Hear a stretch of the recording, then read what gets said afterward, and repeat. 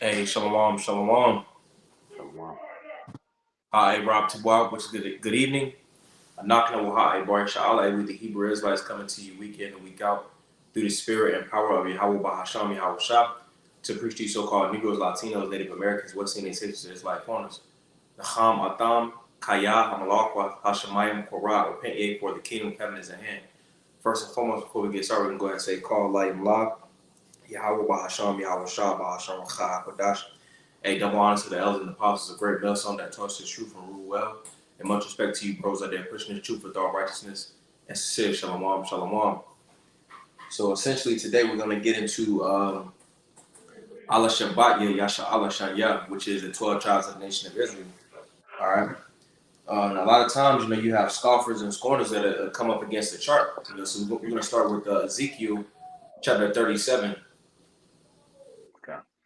It's the book of Ezekiel, chapter 37, and verse 19. It reads, Say unto them, Thus saith the Lord power, Behold, I will take the stick of Joseph, which is in the hand of Ephraim, and the tribes of Israel his fellows, and will put them with him, even the stick of Judah, and make them one stick, and they shall be one in mine hand. Kind of say it says Yawasap Joseph. All right, Yawasap Joseph that represents the northern kingdom. All right, and it said with Judah, which is the southern kingdom, because after the rulership of Malak Shalamah, King Solomon, pretty much the tribes were into their respective areas. All right, Yes. and pretty much going into the curses as well. We've been divided as a people. You know, but in this time, the Lord is it's symbolic because the Lord is putting back the nations because we're all one nation, we're all the same people. All right.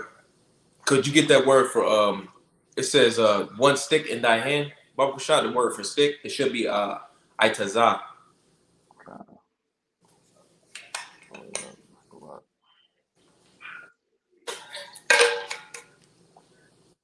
Chapter 19. Okay.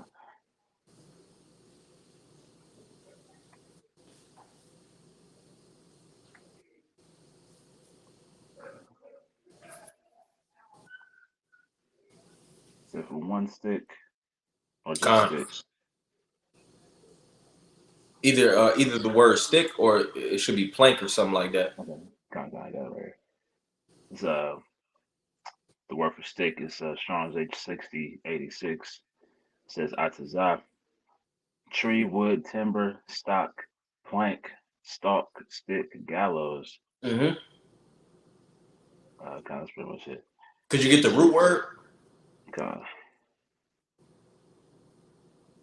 it says to shut, to shut? Anything else? to fasten, to Uh-huh. close, to make firm. To make firm. All right, the word itazah, that's what a tree is, but a stick wood comes from a tree, but it's firm. When something is firm, all right, it's reliable, it's steady. So the Lord is meticulous. All right, the Lord said the Lord could have said make some metal. He could have said go get some stones, but no, he said he used the tree because the tree when you go into the root word is firm, so it's something that you can rely on. You know, because you got a lot of scoffers and scorners that like to say, hey, like the 12 tribes chart is not it's not true, you know. But again, the Lord is meticulous. All right, through the Spirit, the Lord used the tree. He used the word itazah because it's firm. It's something that's steady. You can rely on that. So we know that each 12 tribes, all right, corresponds with the different so-called races that Esau has pretty much set up, like we see in Isaiah 25:7. We'll go ahead and segue into. Actually, no, we Uh, can go ahead and get that. We get that. let me get this 20th verse for you, just to it'll go into exactly what you're talking about. Okay. It says Ezekiel 37:20. And the sticks whereupon thou ridest shall be in thine hand before their eyes. Mm-hmm.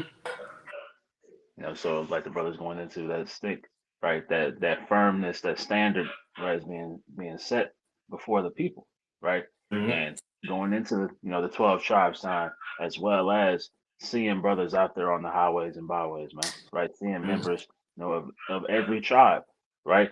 because brothers have an idea of what tribes we're from, but we could all be of any tribe, right? So you're seeing the northern and southern kingdoms, being brought together, man. Hmm. That was it. God knows that, man. Con. But again, we could be of another tribe, but the tribes that correspond with the different prophecies, that's written in the scriptures, they it's all on point, because the Lord put the spirit on our elders and apostles to come up with the chart, Right. I'm gonna get this real fast. This is Isaiah Yeshaya chapter 25, and we'll get verse 7.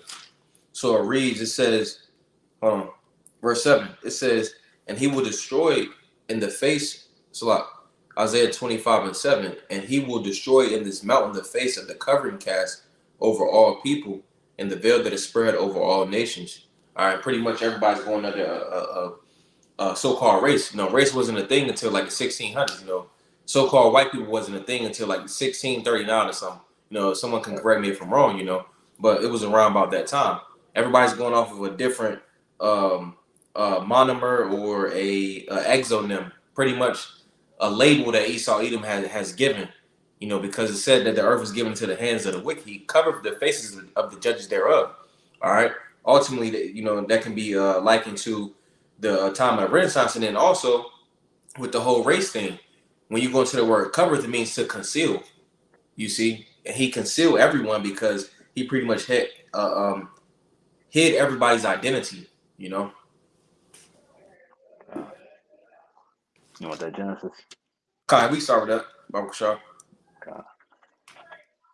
It's the book of Genesis, chapter 49, and verse 1. And it reads, and Jacob called unto his sons and said, gather yourselves together, that I may tell you that which shall befall you in the last days. So to befall, I believe that word goes into hayawak, which the root word is hayah. So something that would happen to the descendants of Yaquab, all right, the 12 tribes, all right, of Jacob, or the 12 tribes of Israel. He was surnamed Israel. Jacob was. All right, but pretty much his descendants, what would happen to them in those last days. It's giving us the characteristics and the spiritual things that we can identify the tribes as in the days right now. Okay.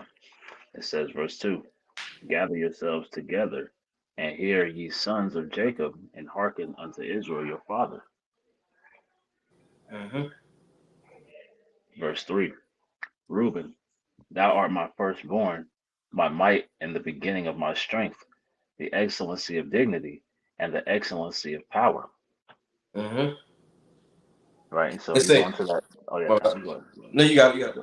Kind of that excellency of dignity, right? Because Reuben, the so-called Seminole Indians, right? They have a very regal mentality, man. They have a very aristocratic, nature about them, right? So they Mm-hmm. have that ruling class mentality about them. You see that, right? Even now, right? You see Reubenites down there in Florida, right?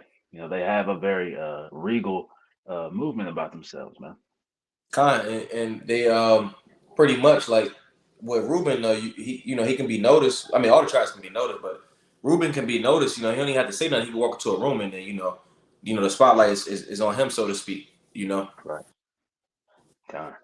It says, verse 4, unstable as water, thou shalt not excel, but because thou wentest up to thy father's bed, then defilest thou it. He went Mm-hmm. up to my couch. That word unstable as water is pachaz, all right, which means to be uncontrollable. When you go into the word seminal, all right, so-called synonyms or seminal, all right, seminal comes from the Spanish word cimarron, all right, which means uncontrollable or wild ones. Because Reuben, he was never able to be tamed. He was the only so-called Native American tribe that was not able to have a peace treaty, and their only peace was in name or in word. They couldn't actually be put on reservations like Gad was. That's right. Okay. This is Genesis 49 and verse 5. Simeon and Levi are brethren. instruments of cruelty are in their habitations. Going into that witchcraft. All right, when you if you was to go on Google, all right, you'll see the top two places is like Ghana, and then the number one is Haiti. You know, going into that they do the Santeria and all that witchcraft and stuff like that. You know, the voodoo. God. And them being brethren, it goes into them dwelling on that same island, right? Hmm. Those Dominicans and those Haitians, that island of Hispaniola, but and it's separated because those two, they're pretty much warring against each other. Hmm. Continuing on, O my soul, come not thou to their secret, unto their assembly, mine honor, be not thou united, for for their anger. For in their anger, Salakia, they slew a man, and in their swift self will, they dig down a wall. Hmm.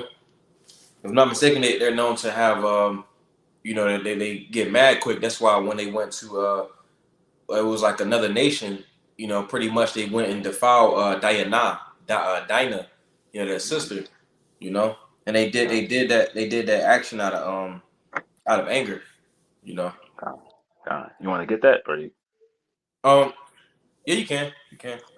I'll grab it real quick. This is Genesis 34 and 24. God. I'll start in 25.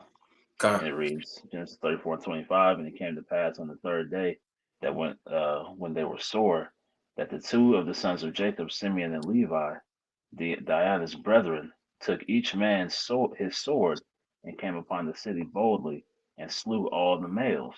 And they Mm-hmm. slew Hamor and Shechem, his sons, with the edge of the sword, and took Dinah out of Shechem's house and went out. And the sons of Jacob came upon the slain and spoiled the city because they had defiled their sister.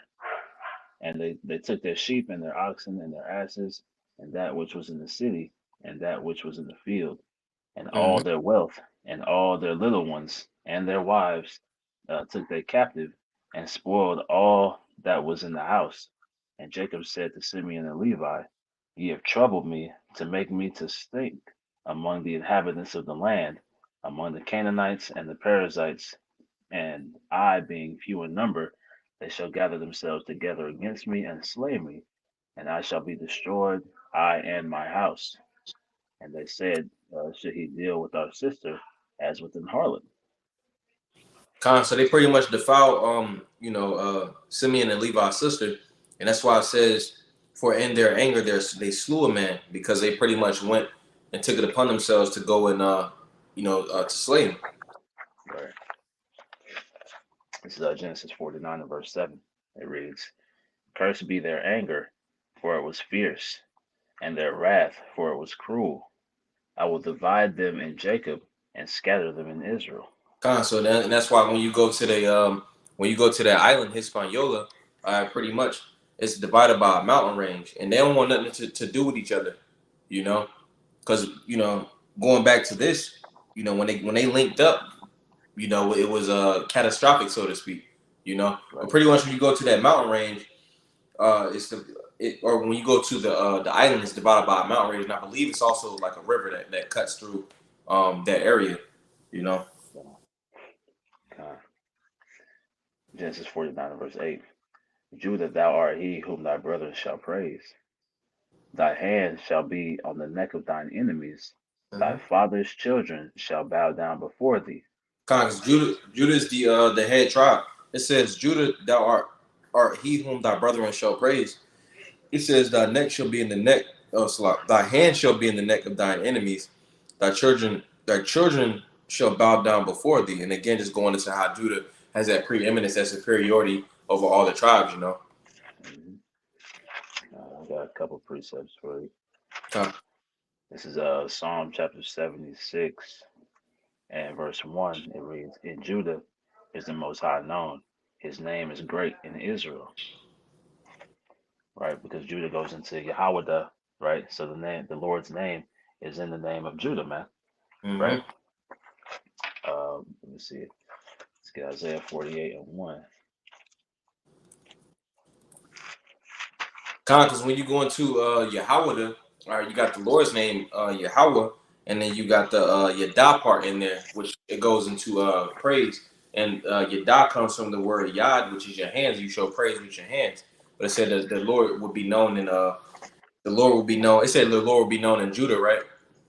Okay.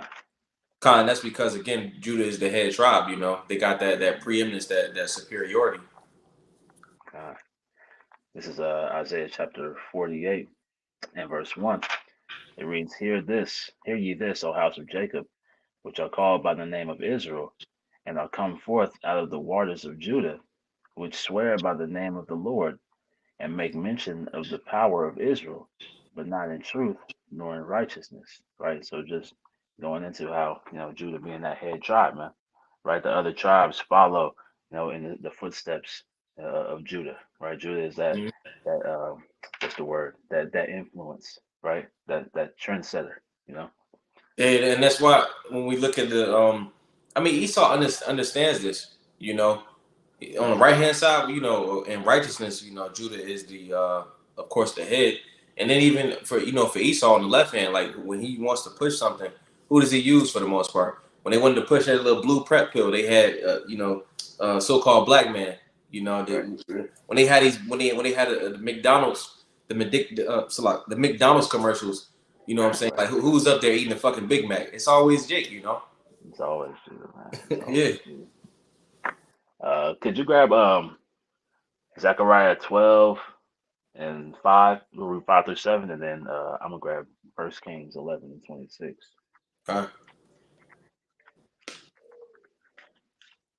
This is so I gotta find it. Oh, here it is. Zechariah 12.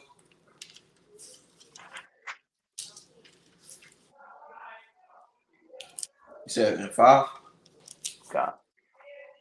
This is Zechariah chapter 12 and verse 5. It reads, "And the governors of Yahweh shall say in their heart, the inhabitants of Yerushalayim shall be the strength of the Lord of hosts, their power.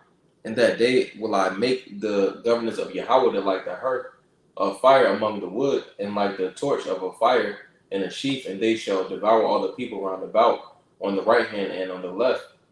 And Yerushalayim shall be inhabited again in her own place, even in Yerushalayim. The Lord also shall save the tents of Yahweh the first, that the glory of the house of Dawadah and the glory of the inhabitants of Yerushalayim do not magnify themselves against Yahweh." Yep. So like I said, the Lord's gonna save the tents of Judah first, man. Which, going into how Judah would receive this knowledge, right, before the other tribes, man. Right. So those, as the brother went into, they wouldn't have that sense of preeminence over Judah because Judah was set to be that head tribe, man. Mm-hmm. This is, let me see, so like the book of First Kings, chapter 11, and verse 26. And it reads, "And Jeroboam, son of Nebat, an Ephrathite of Zereda, Solomon's servant, whose mother's name was Zeruiah, a widow woman, even he lifted up his hand against the king. And this was the cause that he lifted up his hand against the king, Solomon. But his hand, sorry, but Milo, actually, I don't think this is it. Salaki. That's not the one I wanted. Let me grab this in Psalms and then go back to Genesis. Salakia. And when we talk about Judah, Judah will be the so-called black man. All right. I don't think we mentioned it, but Simeon and Levi Loya is the so-called Haitians, and then Shemaiwan is the Dominican Republic, the Dominican Republic, or so-called Dominicans. God. And yep, you got it. God. This is Psalm chapter 18 and verse 40.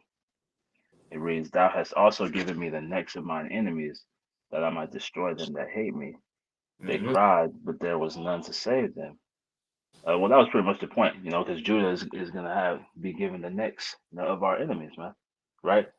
Starting with Yahweh Shai, right? The the ultimate Judite, right, is about to come and establish dominance in the earth, man. Right? So the throne of David, continuing that line of Judah, being established as that head tribe, man. Mm-hmm. But going back to Genesis 49, Verse 9. okay, in verse 9 it reads, Judah is a lion's whelp. From the prey, my son, thou art gone up. He stooped down, he crouched as a lion, and as an old lion, who shall rouse him up? Mm-hmm. Going into the the time period of like 1960s, because Jake was docile for a period of time, and then the Lord put that spirit in the earth. That's when we started seeing the the civil rights movement, and chiefly going into when this truth was put back into the earth, you know. But even in this time now, Jake is going to be roused up again, because the scriptures say that um, going into Job, Ayuwab, it talks about how the workers is going to go against Esau. Who's chiefly the working class? It's Jake, Right. Okay. And like you said, man, Jake, forget who their enemies are, man. Right? Jake getting into that docile spirit, right? They're getting into that passive Mm-hmm. mindset, man. Jake, what's the word? Well, yeah, they have that pacifist, right? They don't want to ruffle any feathers, Yep. But now we're seeing, Jake being roused up, right? The spirit of Yahweh Shai is having, our people understand, who their enemies are, man. Mm-hmm. Understand that, we are a holy people, right? And that's why you're seeing, the uprisings, whether it be, Jake doesn't, they do it without the understanding, but the Lord is using Judah as a catalyst for all these things to take place. Mm-hmm. Let me see here. I had a couple. This is Micah. Unless you had anything else you want to get. Can I just finish out the verse 10? Yeah. This is Genesis Baruch chapter 49 and verse 10. It says that the scepter shall not depart from Yahweh the Judah, nor a lawgiver from between his feet, until Shiloh come, and unto him shall the gathering of the people be. Going into Isaiah 34:16, the scripture said, "Seek ye out the book of the Lord and read. No one of these shall fail. From a mouth it hath commanded, and his spirit hath gathered them." Mashiach is that spirit, and it says the scepter represents the power, the preeminence. All right, Judah will always be the head tribe. All right. Uh, this is the book of Micah, chapter 5, and verse 7. It reads, And the remnant of Jacob shall be in the midst of many people, as dew from the Lord, as the showers upon the grass that tarrieth not for man, nor waiteth for the sons of men. And the remnant of Jacob shall be among the Gentiles, in the midst of many people, as a lion among the beasts of the forest, as a Mm-hmm. young lion among the flocks of sheep, who if he go through, both tread it down and teareth in pieces, and none can deliver. And that's what we're seeing with Jake, man. That spirit being roused up. We understand, race wars and things of that nature are about to take place, and the Lord is about to use Jake, you know, starting with Judah, and the other tribes on down, as that young lion, to tear these people in pieces, man. What's that scripture? Micah 5 and 8. Con. Uh, let me see here. Could you grab? Let me see. Matthew 1. Well, because pretty much as we read in verse 10, the scepter of kings, is not going to leave the house of Judah, roughly paraphrasing, right? So if Mm-hmm. you read through Matthew first chapter, it goes from the lineage, from David to Yahweh Shai, right? And that power, never transferred, man, right? It never went into the hands of another tribe, you know. But what you gonna say? Matthew, you said Matthew what? That'd be one, just like 1 through 16. Just reading through the lineage to Yahweh Shai. Con. You want me to just get the first one in verse 16? God, yeah, you got it, God. This is Matthew chapter 1 and verse 1. It says, the book of the generation of Hamashiach Yahushua, the son of Dawadah, the son of Abraham. It says, Abraham begot Isaac, and Isaac begot Jacob, and Jacob begot Judas and his brethren. All right, we'll go down to verse 6. It says, and Jesse begot David the king, and David the king begot Solomon of her that had been the wife of Urias. All right, and I'm gonna skip down to verse 16. All right, pretty much because it's given again, like the brother mentioned, it's given the synopsis of or the like a family tree. All right, the lineage. It says verse 16, and Jacob begot Yahweh Joseph, the husband of Mary, of whom was born Yahushua, who is called Hamashiach.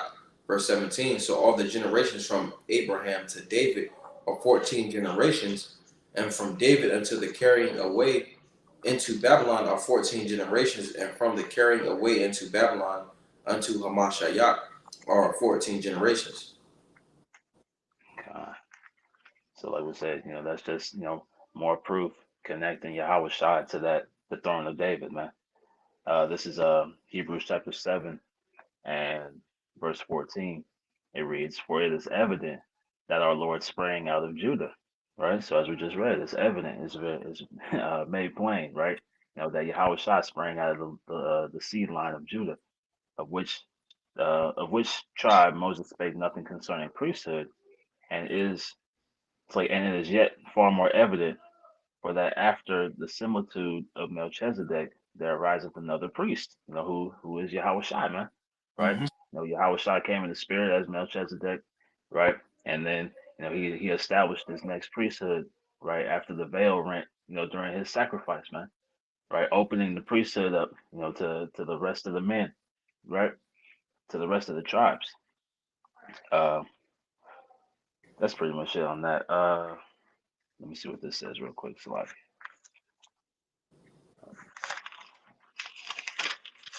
just trying to touch on these notes I got real quick.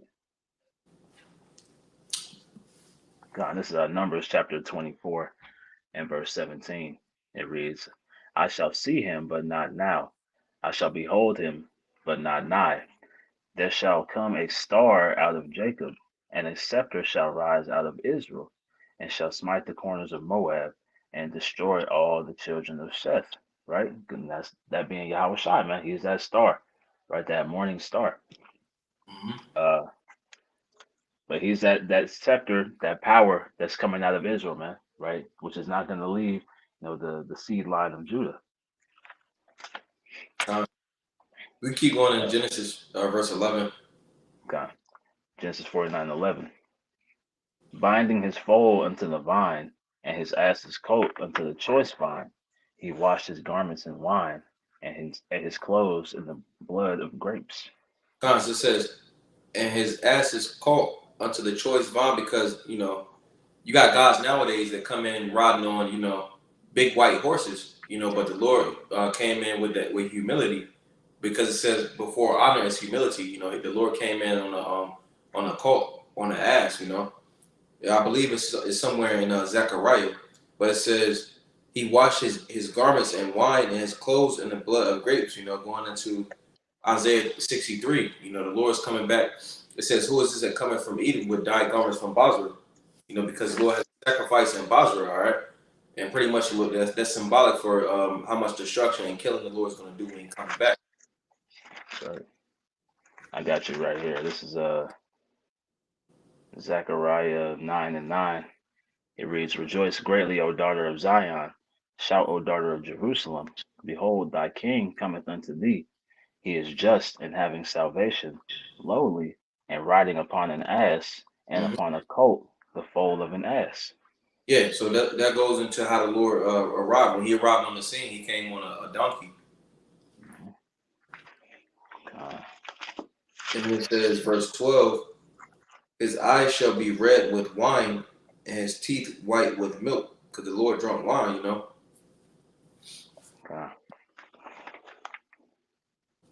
Let's see, it's Genesis chapter 49 and verse 13. Zebulun shall dwell at the haven of the sea, and he shall be for an haven of ships, and his border shall be unto Zidon.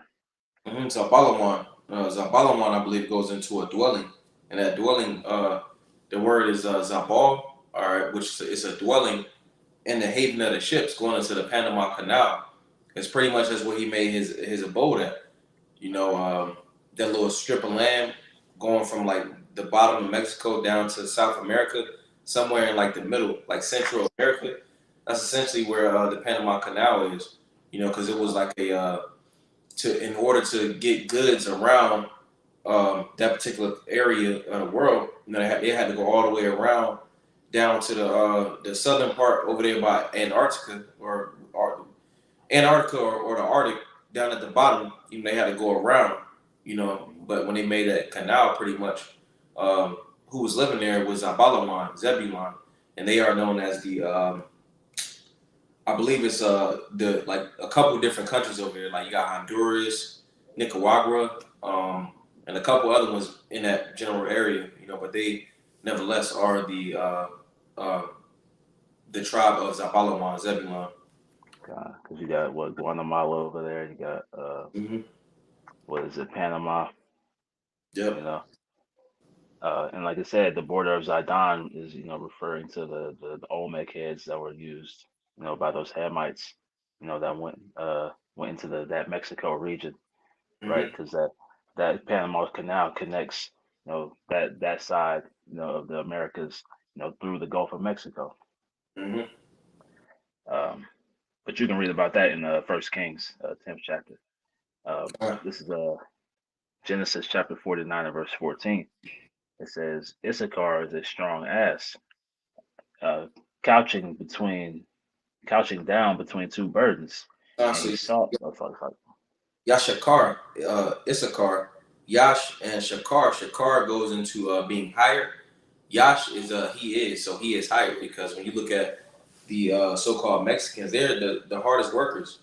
You know, that's why, Esau, he likes to talk shit about, so-called Mexicans, but he'll be one of the first ones to hire them, and pay them super cheap for labor because they're super hard workers. Mhm. And this is a strong ass, and donkeys are their workers as well. You can load up a donkey with anything.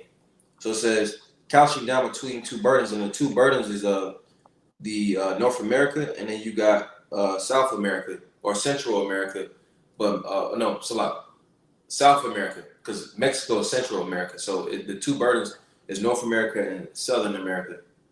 Mhm. Okay. Verse 15. And he saw that rest was good, and the land that it was pleasant, and bowed his shoulder to bear, and Mm-hmm. became a servant unto tribute. Servant under tribute unto tribute. All right, because so-called Mexicans, they work for the conquistadors at one period of time. You see, and in this time right now, that they're under tribute to Esau. You know. Okay. Because as the brother Atazawam often goes into, that term Hispanic goes into property of Spain, Mm-hmm. right? So, those people in that region, made themselves servants, unto those Spaniards. Yep. Verse 16, Genesis 49:16. Dan shall judge his people as one of the tribes of Israel. Mm-hmm. Dan shall be a serpent by the way, an adder in the path that biteth the horse heels, so that his rider shall fall backward. Baba Kashar, could you get the word for adder? God.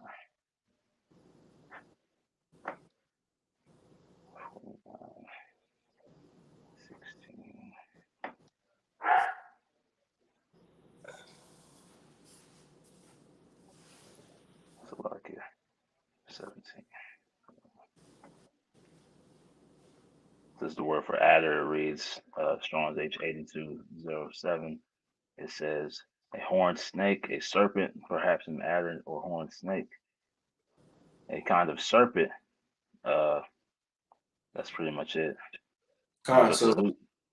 So that's essentially it says Dan shall be a serpent by the way, an adder in the path that biteth the horse the horse heals so that his rider shall fall backward. That's essentially going into his fighting style, you know, which we'll learn more about Dan in the kingdom, you see. But pretty much going into the tribes, you had two tribes that was what's the word? Pretty much not compensated or not collapsed, but pretty much joined together. Manashah and Aparayam, which is the tribe of Yawasap, Joseph. All right, and then you got Dan, you know, and again we will learn more about the tribe of Dan and the kingdom. You see. Okay. Genesis 49:19. Gad, a troop shall overcome him, but he shall overcome at the last. So it says, God, a troop shall overcome him, but he shall overcome at the last. All right, pretty much going into how they were conquered by the cavalry. You know, Gad was when they had the manifest destiny. You know, Esau was making a railroad, and in the process of making that railroad going to the west, you know, for manifest destiny, you know, Gad's land was taken. You know, and Esau made these different treaties, and he would never keep his word. You see, so he would put Gad onto these different reservations. But it says, Gad, a troop, the troop was the U.S. cavalry, shall overcome him, all right, because pretty much his land was taken, but he shall overcome at the last, you know, pretty much when we get into the kingdom, you know, everything is going to be restored. Mhm. Because, Gad, pretty much ran the whole North Americas, man, right? Mm-hmm. So they were blessed with, a great amount of land, right? You read in Deuteronomy 33rd chapter, it talks about that. Yep. Uh, We'll get it, Lord's will, but it says, Gad is the so-called Native Americans. uh, Continuing on, Deuteronomy 30, or it's like 49 and or Genesis 49 and verse 21, or verse 20. It's like, out of Asher his bread shall be fat, and he shall yield royal dainties. So Ashar, his bread lacham is food. All right, fat going into abundance, so he gonna have a lot of food. All right, and Ashar is going into Brazil. They got a lot of food down there. The Amazon Right. rainforest produces about, I think, 80% of the world's food. You know, pretty much Yep. going into how his land will be blessed with that a lot of food being fat. It says, and he shall yield royal dainties. They got like a carnival, or it's like a big festival where they party for like a month, and pretty much they got like a lot of not prestigious foods, royal foods, and like when we read the scriptures, it talks about the king's meat, pretty much stuff that's of high class, you know, Yep. high class food. Because they call Brazil the breadbasket of the world, Mm-hmm. right? Because they're major producers in uh, metals and cattle, various livestock crops, grains, things of that nature. So it's a lot of natural resources that come out of that region. Mm-hmm. If I'm not mistaken, it comes from the word barzal, uh, going into iron, you Mm-hmm. know, because they produce a lot of the metals that go across the earth. Right. Um, this is Genesis 49 and verse 21. It reads, Naphtali is a hind let loose. He giveth goodly words. It says Napatoya.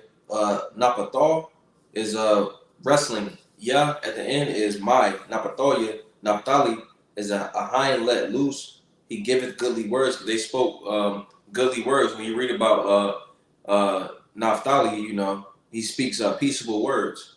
You know, and that's going into Argentina and Chile. God, God. And like I said, they were hind let loose going into that. They're nomadic in nature, Hmm. right? They travel around, right? If you look at those people in that region of the world, you always see them, trekking through the mountains and things of that nature. You Hmm. know, continuing on, Genesis 49 and 22. Joseph is a fruitful bow, even a fruitful bow by a well, whose branches run over the wall. Yeah, fruitful bow, a Parayam, you know, Parayam, Wamanashah, Ephraim and Manasseh, you know, they have a lot of kids. That's Mhm. the head of the northern kingdom, all right, the tribe of Joseph. It says a fruitful bow because again they have a lot of children. Okay. Verse 23. The archers have sorely grieved him, and shot at him, and hated him. But his bow abode in strength, and the arms of his hands were made strong by the hands of the mighty power of Jacob. From thence is his shepherd, the stone of Israel. Yeah, going into they was the Tainos, Tawab Ain, good people. Ta is a comp or it's a acronym or a shortened version of Tawab. In is broken Hebrew for Ain, which is people. Tawab Ain, Taino people. Or you had the Arawak Indians down there, pretty much going into Ephraim and Manasseh. You know, pretty much it says, but his bow abode in strength. Or they grieved him and shot at him and hated him because they tried to pretty much destroy Ephraim and Manasseh. You know, it says, but his bow abode in strength, and the arms of his hands were made strong by the hands of the mighty power of Jacob. So pretty much the Lord preserved him. You see. Okay. Verse 25. Even by the power of thy Father, who shall help thee, and by the Almighty, who shall bless thee with blessings of heaven above, blessings of the deep that lieth under, blessings of the breast and of the womb. The blessings of thy father have prevailed above the blessings of my progenitors unto the utmost bound of the everlasting hills. They shall be on the head of Joseph, and on the crown of his head of him that was separate from his brethren. Because going into Yawasab Joseph, he was separate from his brethren because he was in Egypt, Matazarian, and the other 11, they weren't in Egypt. They were pretty much was in the Holy Land, if I'm not mistaken. You know. God. Verse 27. Benjamin shall raven as a wolf. In the morning he shall devour the prey, and at the night he shall divide the spoil. Yeah, so Ban Yamyan shall raven as a wolf. Ban is a son. Ban is son. Yamyan is right, son of the right, because he had that special relationship with the Lord, And it says, shall raven as a wolf. In the morning he shall devour the prey, and at night he shall divide the spoil. Pretty much going into the time where Esau, Edom is going to be destroyed, But it says, in the morning he shall devour shall raven as a wolf, and wolves, when they raven, when they about to hunt, pretty much they start singing. So Benjamites, Banyamyan, or Banyamyam Ya, all right, which is Benjamites, they essentially good with music. That's why when you hear in these songs, they're talking about Babylon, chatting down Babylon, the destruction of Babylon, et cetera, et cetera, It reads, verse 28. All these are the 12 tribes of Israel, and this is it that their fathers spake unto them, and blessed them, every one according to his blessing, he blessed them. Yep, pretty much going into their blessings, all right, which we can find in Barashi, Genesis chapter 49, and also the Barium, chapter 33, Deuteronomy. All right, but then also it says, it said these are the 12 tribes of Israel. All right, and then going back to Ezekiel 37, it was made firm because it was put on that plank. And if you got a spiritual eyes to see, that you would know that that it stands, Right. But this is Deuteronomy chapter 33, also the Barium, verse 1. It says, and this is the blessing wherewith Mashah Moses, the man of the Most High, blessed the children of Yasharallah before his death. It says, and he said, the Lord came from Sinai and rose up from Seir unto them. He shone forth from Mount Paran, and he came with 10,000s of saints. From his right hand went a fiery law for them. Yet he loved the people. All his saints are in thy hand, and they sat down at thy feet. Every one shall receive of thy words. Mashah commanded us a law, even the inheritance of the congregation of Yahweh. He was king in Yashawan when the heads of the people and the tribes of Yasha'Allah were gathered together. Let Reuben live and not die, and let not his men be few. Going into how, Reuben had the Seminole Wars, all right, and pretty much it was like 200, 300 of them that was preserved. The Lord preserved the remnant of Ra'aban Reuben, the so-called Seminoles. All right, so it says, It says, and this is the blessing of Yahweh to Judah. And he said, hear, Lord, the voice of Yahweh to Judah, and bring him unto his people. Let his hands be sufficient for him, and be thou in help to him from his enemies. All right. And Judah was blessed with good hands. When you look at Hamashiach, he was a carpenter. When you look at King David, he was good with his hands. Okay. It says, And if I may say as well, you know, uh, David was protected throughout all the battles, throughout all the wars that he went to fight, right? Even coming when dealing with King Saul, right? So when it says, and be thou help to him from his enemies, right?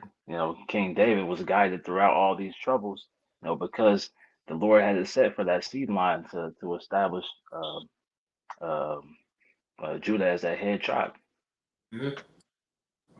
Verse 8, Deuteronomy 33 and 8, it says, and of Loyah, Levi, he said, let thy Thamyam and thy Aworium be with thy Holy One, whom thou didst prove at Massah, and with whom thou didst strive at the waters of Meribah. All right, pretty much going into how Loyal Levi fought against the French. They still paying taxes for that.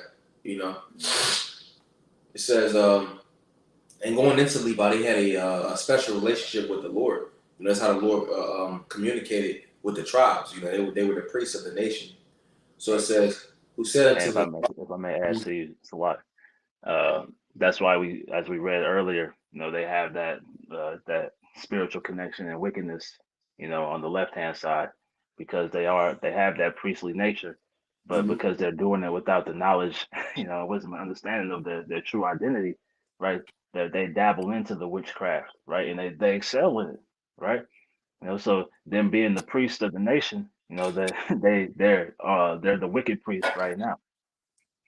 Mhm. And it reads, Deuteronomy 33 and 9, who said unto his father and to his mother, I have not seen him, neither did he acknowledge his brethren, nor knew his own children, for they have observed thy word and kept thy covenant. Because Levi pretty much he can live, he can live isolated, you know. And it says, verse 10, for they shall teach Yahweh thy judgments and Yasha'Allah thy law. So like they shall put incense before thee and hold burnt sacrifice upon thine altar, because they had that priestly duty. So it says, bless the Lord his substance and accept the work of his hands. Smite through the loins of them that rise against him, and of them that hate him, that they rise not again. And pretty much going into how they destroyed, the French. And again, that's why Esau is mad and they still paying taxes to this day. That's why Haiti is essentially run down.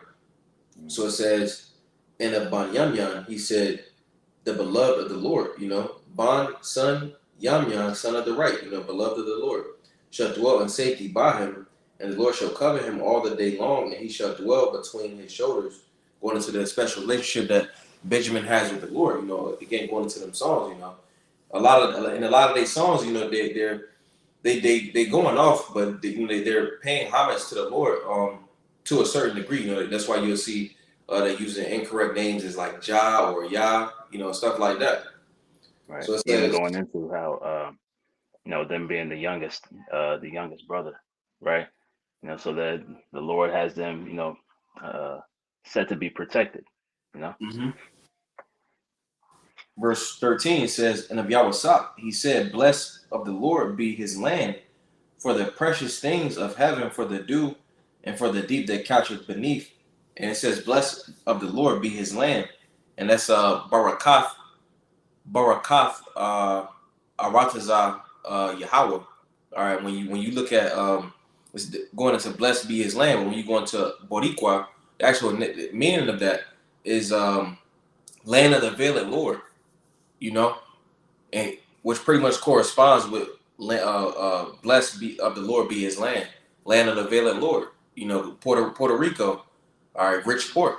So it says, for the precious things of heaven, for the dew and for the deep that coucheth beneath, for the precious fruits brought forth by the sun, and for the precious things brought forth by the moon, and for the chief things of the ancient mountains, and for the precious things of the lasting hills, and for the precious things of the earth and fullness thereof, and for the good will of him that dwelt in the bush, let the blessing come upon the head of Yawasak and upon the top of the head of him that was separated from his brethren. And again, you know, Parayam, or the so-called Puerto Ricans, they got, nice land, rich port. So it says his glory is like the firstling of his bullock, and his horns are like the horns of unicorns. With them he shall push the people together to the ends of the earth, and they are the 10,000s of Aparayam, and they are the thousands of Manashah.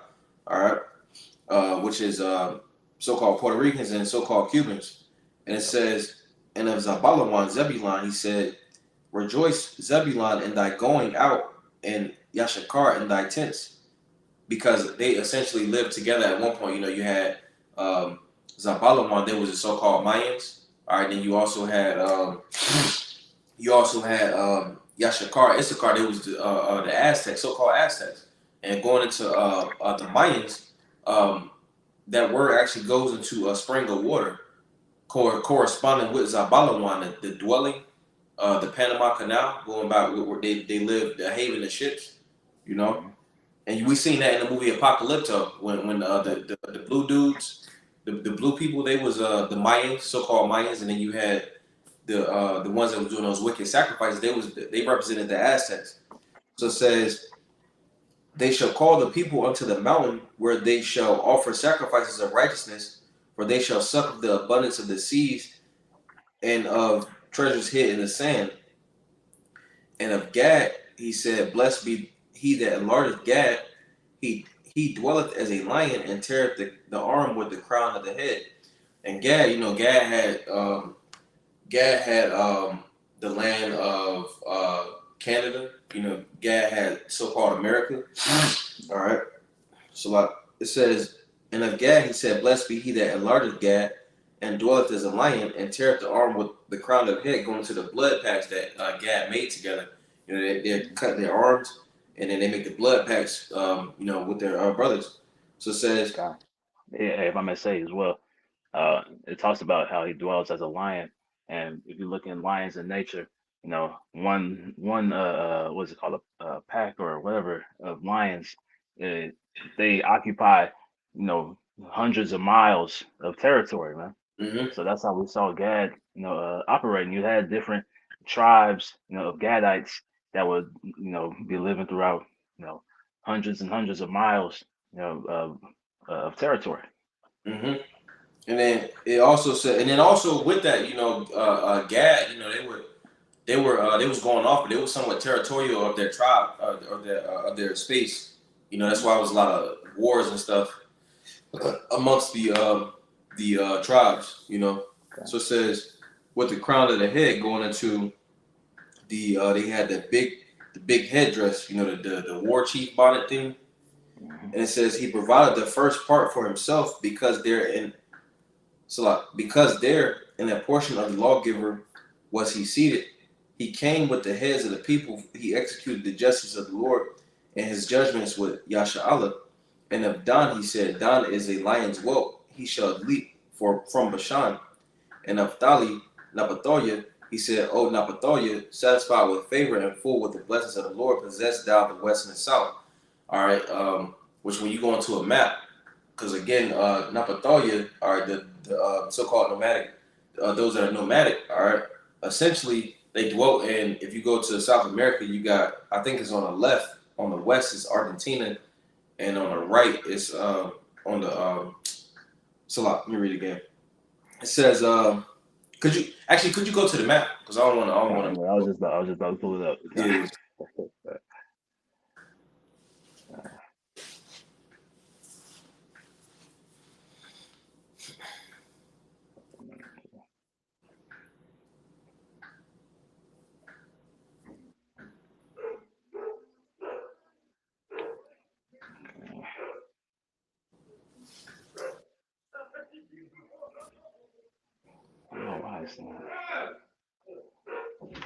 All right.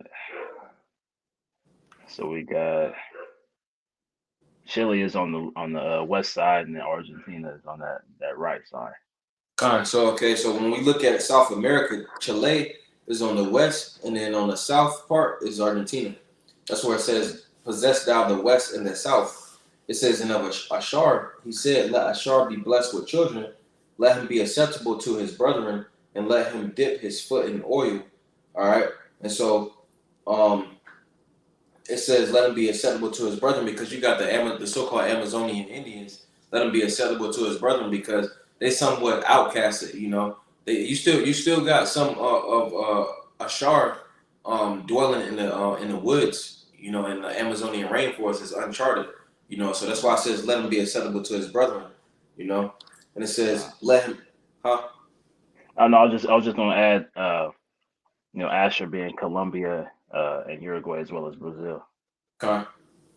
So it says, "Thy shoes." It says, "Thy shoes shall be in iron and brass, and as thy days, so shall thy strength be." Which, like you have brought out, iron goes into Barazal. It's Brazil's like the second most producing country of iron. All right, and Barazal is iron ore. That's where they get the name Brazil. You know, that was in the spirit.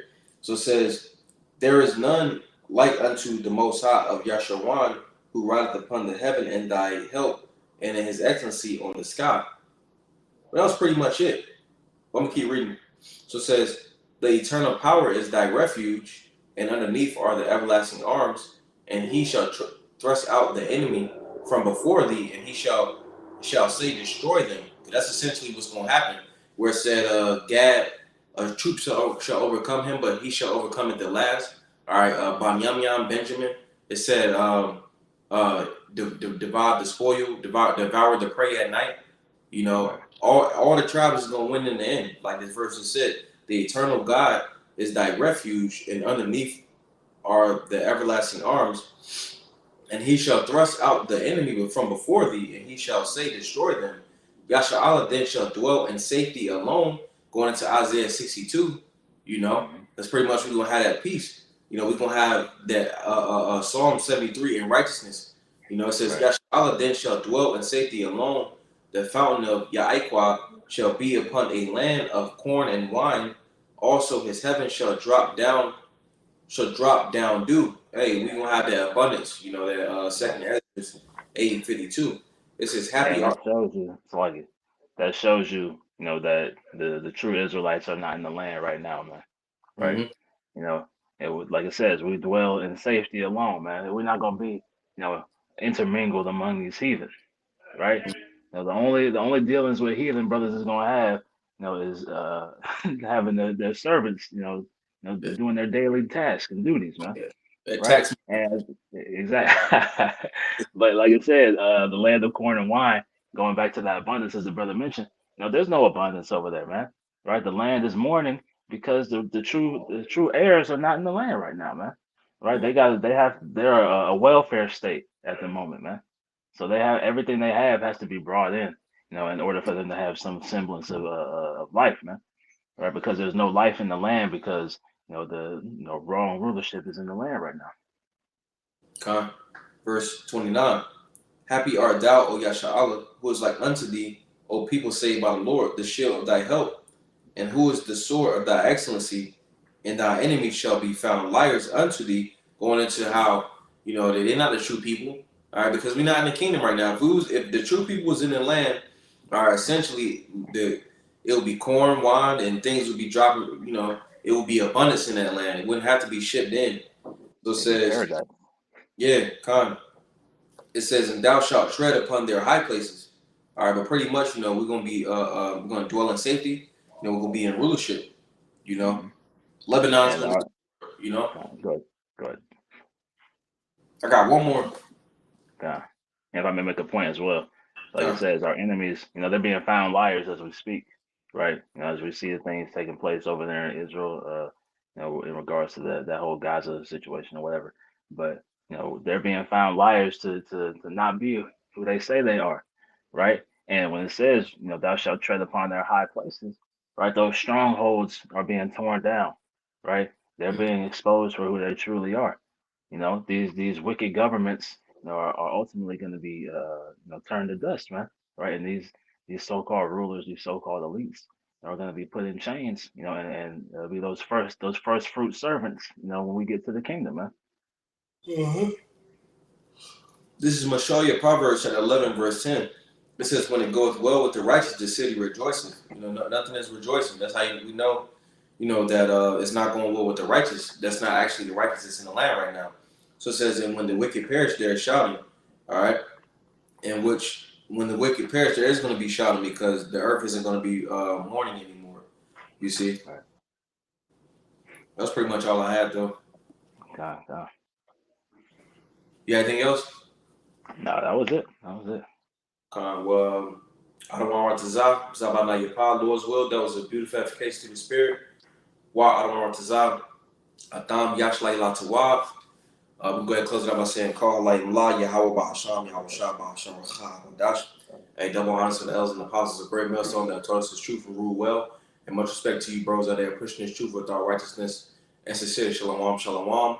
Wa Yahweh Mahar La Bahachayarim. Shalom, shalom. Shalom.